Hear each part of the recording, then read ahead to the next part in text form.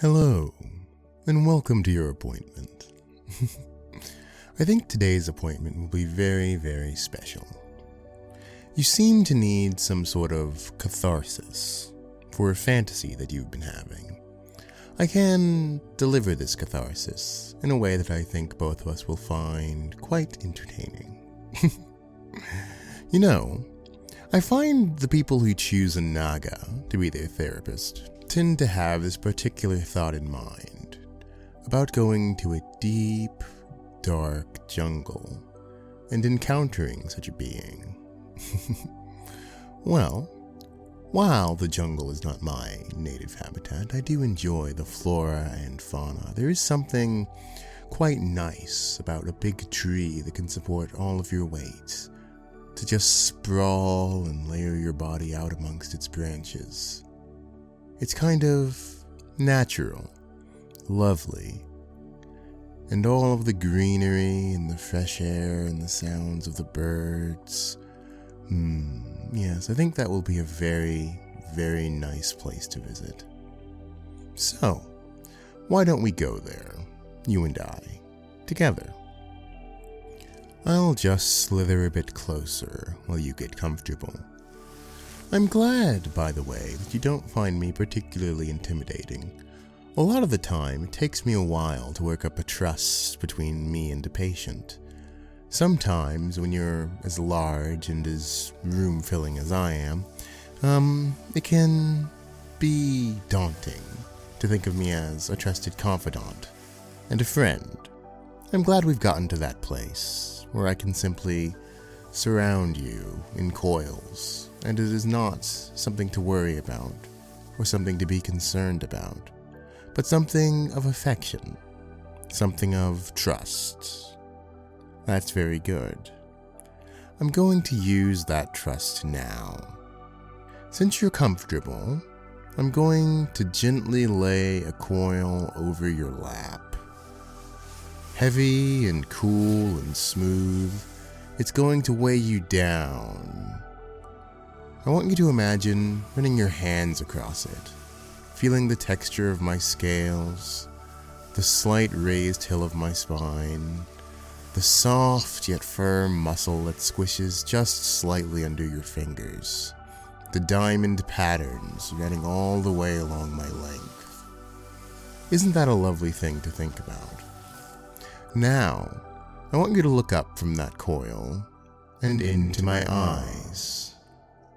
My eyes are pretty, aren't they? I find they're also quite calming. Now, no need to get too distracted. I want you to breathe. Breathe gently. In, out. There you go. Repeat this. Breathe in as much as you're comfortable. Out. In. Out. Take your time with it. Fill your lungs and let all of your thoughts and anxieties flow out on the exhale.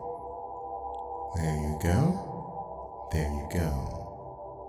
This is going to be a short induction.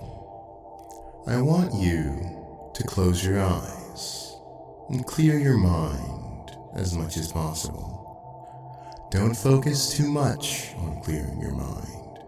Just make it as empty as possible. If thoughts occur or drift through, that's all right. Let them pass. Here, there's nothing but my voice and you, and the slight shifting presence of my coils. Breathe. Breathe. You're doing so well. I want you to begin to think of a space. Don't fill it with anything yet. It can be as big or as small as you want. Hold the sensation of this space in your mind. Good. Now, Depending on how big of a space you created, I want you to enlarge it. Think of it like a stage, a theater of the mind in which this will take place.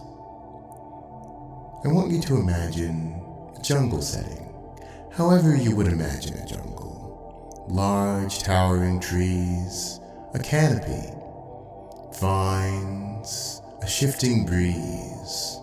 Perhaps there is birdsong. It can be night or day, however you would prefer. I want you to imagine this space where we will be going. Good. Now, once you've got that more concretely, I want you not to open your eye, but open your mind's eye widely. Perceive the space. Feel the warmth in the air. Hear the birdsong and the leaves shifting in the breeze.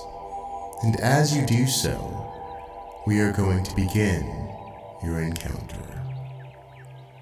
You're alone, walking through the jungle.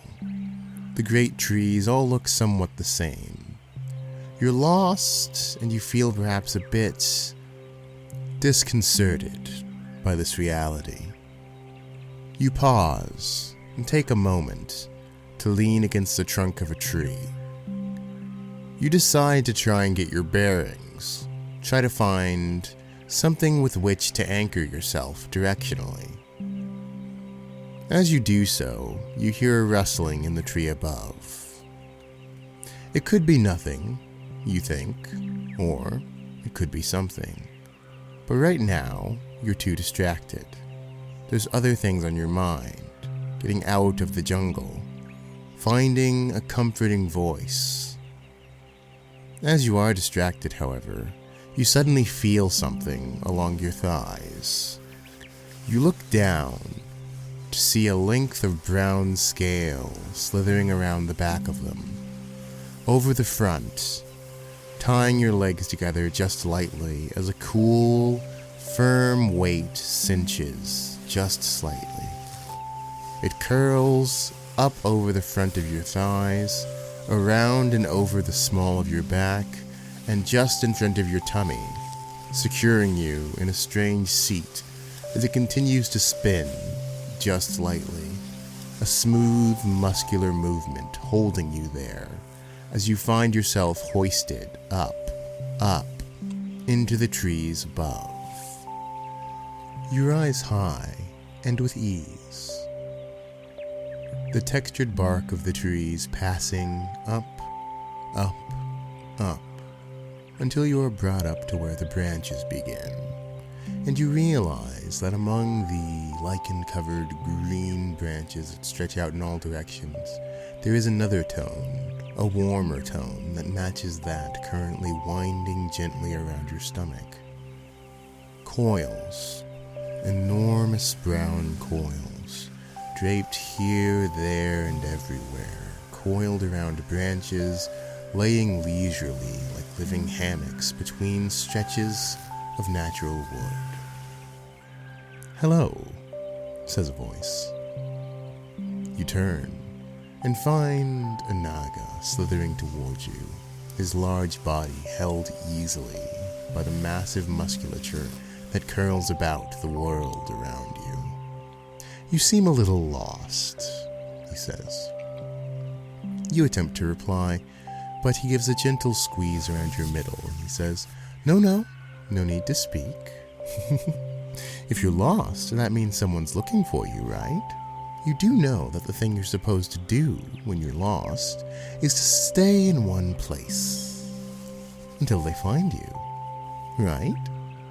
You have a memory of this being correct, but you seem a bit unsure. The Naga chuckles. "Don't worry, I don't mean you any harm at all. I simply want to make sure that you stay safe. You never know what might stumble upon you in the jungle. In fact, you're quite lucky that I found you and nothing else did." He smiles, a reassuring smile. His tail around your middle continues to curl, two loops as thick around as soda cans creeping up along your rib cage, the end lightly probing, feeling at your warmth. He looks down as you notice this, and gives a little laugh. I'm sorry, you haven't hung out with serpents much, have you? We tend to be a little bit heavy on touch. It's perfectly natural, but if it makes you uncomfortable, I shall retract. He sets you gently on the massive branch below you. You feel the cool bark, and as his tail gently unspools from your body, you find you miss its comforting weight gently encircling you. The Naga examines you, curiously, apparently approvingly. You can tell by the way he hums and murmurs under his breath. Here and there he circles, but not in a predatory sort of way, in a curious sort of way. The kind of way that you might look at a new discovery. There hasn't been a human in these parts in quite some time, he says. They're quite rare to encounter. You know, I have been quite hungry for conversation. If you do want to stay, I'm sure we could have lovely talks. As he says this, his coils begin moving around the branches. You can hear the wood creak under his enormous weight, the simple motion sending pounds upon pounds of scale combing and curling about the branches as he circles you once more, a perimeter of his body floating in the air around you as he comes close, chin in hand, apparently very, very interested. At your back, one of his thickest coils, close to his body, almost as thick around as you are, pushes you forwards with a gentle insistence so that he might examine you just a little bit closer. You feel it pressing just below your shoulder blades, a wide, cool, textured length of scale as the distance between you shrinks. Of course, he says, it's up to you if you would like to stay. I promise I'm a very good host, and if you like, we could try something to help you relax. His smile is reassuring, but something at the back of your mind is a bit worried. Perhaps some leftover bit of evolution that tells you to run away from smiles that have fangs in them. However, he makes it look friendly, comforting. The coil at your back ripples just slightly, and you have to stop yourself from stiffening at how nice it feels. He radiates a kind of friendliness that it's very, very hard to walk away from. You nod, shyly, and his smile broadens. Well, all right then. You find his tail slithering close to you, and before you have much time to react, it gently wraps around your head. Your eyes are blocked by a living blindfold as it gently caresses the top of your scalp, almost like he was petting you. His voice gets a bit playful as he asks, "Want to see a trick I can do?" You try to nod, but for all his gentleness, the coil around your head is surprisingly firm, surprisingly strong. Instead, you simply say yes, gently putting your hands up to that head coil and seeing if you can move it. It doesn't budge the first 2 times you press up on it, but the third it comes away gently, like moving water. As you push it away, your vision is filled with his, and his vision is filled with swirls. Beautiful colors, browns, reds, yellows, greens, over, repeating patterns gently swirling into your mind. You feel a sense of bliss, a sensation a bit like you've had a long, hard day, and looking into his eyes is the most comfortable bed you've ever seen, the most perfectly temperatured bath for you to sink into. It's as though your mind is being drizzled in honey, warm and sweet. he chuckles. It's a bit of a trick us Naga know how to do. It's quite good for calming guests. If you're going to spend the day with a snake, then I'll have to give you the proper welcome. It's then that you notice, outside of your awareness, because all of your awareness is taken up by that beautiful gaze, that the tip of his tail has completely left its place, hovering around your head. Now it is at your ankles. It rubs them gently with a softly curious tail tip before it begins winding in earnest. It's like the single coil you had around your belly earlier, but now it keeps going, around and around, dragging thicker and thicker lengths of scale up around your legs. You feel them gently, softly compressed, held together by that soft, insistent strength of his. As those eyes continue to pour into yours, those swirls winding around your mind as his body winds around your body. Swirls and coils, swirls and coils. He gently bobs his head, back and forth, and you find yourself swaying with it, keeping pace with it, a living metronome as you're slowly swaddled in a living blanket of snakeskin.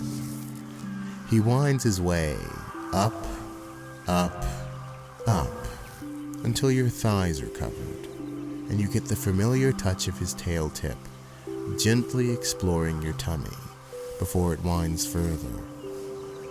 Your arms are bound to your sides, but you feel no danger as you're gently cocooned within his touch.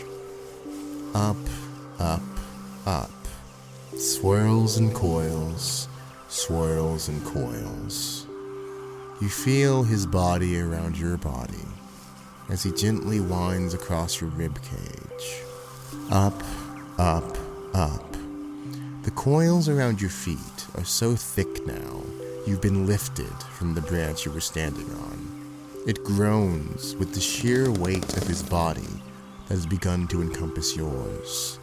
You feel this weight, this gentle pressure, this accepting touch surrounding you completely as he winds up, up, over your shoulders. His tail pours its way across your collarbone, spinning slowly, smoothly, softly, silkenly, as it gently wraps around your neck, taking up all the space between your shoulders and your chin. You feel a slight pressure on your breathing, but it's a lovely pressure, as lovely as his eyes, and as lovely as his voice, as he says, "It may take a while for someone to find you, but that's just fine. Why don't I show you to where I actually live? While it has been a while since a human has visited the jungle, I do take little mementos from them when they do. I have several books, a tea set, and other things to keep us occupied during that." And as he says this, you find your body tilting, swirling, until he holds you upside down, playfully, in front of his face, his coils cinching to hold you aloft, holding you easily, carefully, caringly, indeterminate amount of time.